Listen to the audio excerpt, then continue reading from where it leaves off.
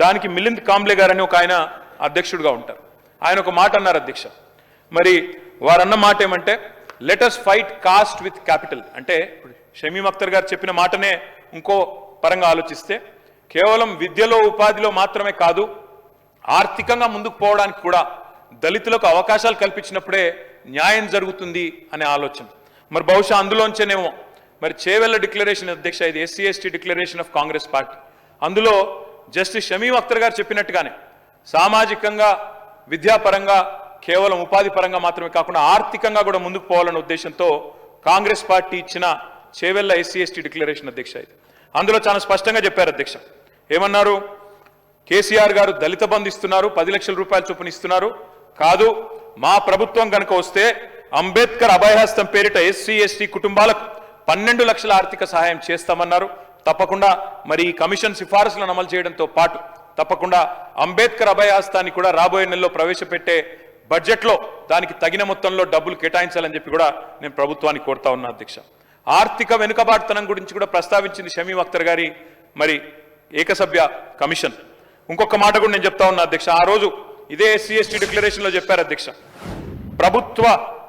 ప్రభుత్వ ప్రొక్యూర్మెంట్లో అంటే కాంట్రాక్ట్లలో, అన్ని కాంట్రాక్ట్లలో, సివిల్ వర్క్లలో ఎస్సీలకు 18%, ఎస్టీలకు 12% రిజర్వేషన్లు కూడా ఇస్తాము అని చెప్పి కూడా మరి చేవెళ్ల ఎస్సీ ఎస్టీ డిక్లరేషన్లో చెప్పారు అధ్యక్ష.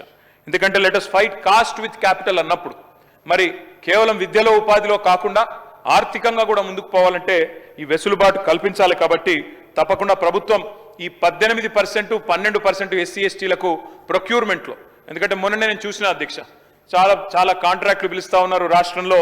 మరి అందులో ఈ 18%, 12% ఎప్పటి నుండి ఇస్తారు, ఎప్పటి నుండి అమలు చేస్తారు? ఆర్థికంగా ఎస్సీ ఎస్టీలు కూడా ముందుకు పోవాలంటే మీ మల్లికార్జున్ ఖార్గే గారి చేతిలో ప్రవేశపెట్టబడ్డ ఈ ఎస్సీ ఎస్టీ డిక్లరేషన్ ఎప్పటి నుంచి అమలు మొదలు పెడతారో కూడా ప్రభుత్వం చెప్పాలని చెప్పి నేను కోరుతా ఉన్నా అధ్యక్ష. ఇంకొక మాట కూడా చెప్పాలి అధ్యక్ష. ఇవాళ 2 ప్రధానమైన సామాజిక వర్గాలు, ఇటు దళితులు వర్గీకరణ విషయంలో మొదటి నుంచి స్వాగతిస్తున్నాం, ఈరోజు నివేదికను కూడా తప్పకుండా స్వాగతిస్తాం. కానీ మరొక వైపు బలహీన వర్గాలు, 61% ఉన్న బలహీన వర్గాలకు సంబంధించి కూడా ఈరోజు శాసనసభలో ప్రభుత్వం ఒక స్టేట్మెంట్ ఇచ్చింది అధ్యక్ష. మేము బలహీన వర్గాల విషయంలో మాత్రం ఇవాళ మా శాసనసభ్యులు 38 మంది ఉన్నాం అధ్యక్ష. చాలా మంది ప్రిపేర్ అయినారు.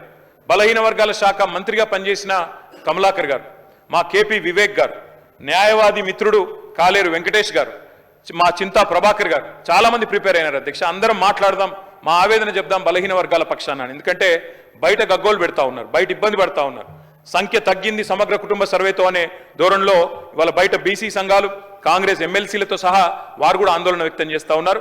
మరి ఎస్సీ వర్గీకరణ విషయంలో స్పష్టంగా 100% ప్రభుత్వ నిర్ణయాన్ని స్వాగతిస్తూనే బీసీల విషయంలో ఏదైతే ఇవాళ కాంగ్రెస్ పార్టీ దగా చేసిందో, 42% రిజర్వేషన్లు ఇస్తామని చెప్పి బీసీల గొంతు కోసిందో, 51% నుంచి 5% జనాభా తగ్గించి చూపెట్టిందో, దాన్ని తీవ్రంగా నిరసిస్తూ మా పార్టీ తరఫున ఎస్సీ వర్గీకరణను స్వాగతిస్తూ బీసీల విషయంలో కాంగ్రెస్ పార్టీ చేసిన మోసాన్ని, కాంగ్రెస్ పార్టీ చేసిన దగాను నిరసిస్తూ మేమందరం కూడా వాకౌట్ చేస్తా ఉన్నాం అధ్యక్ష.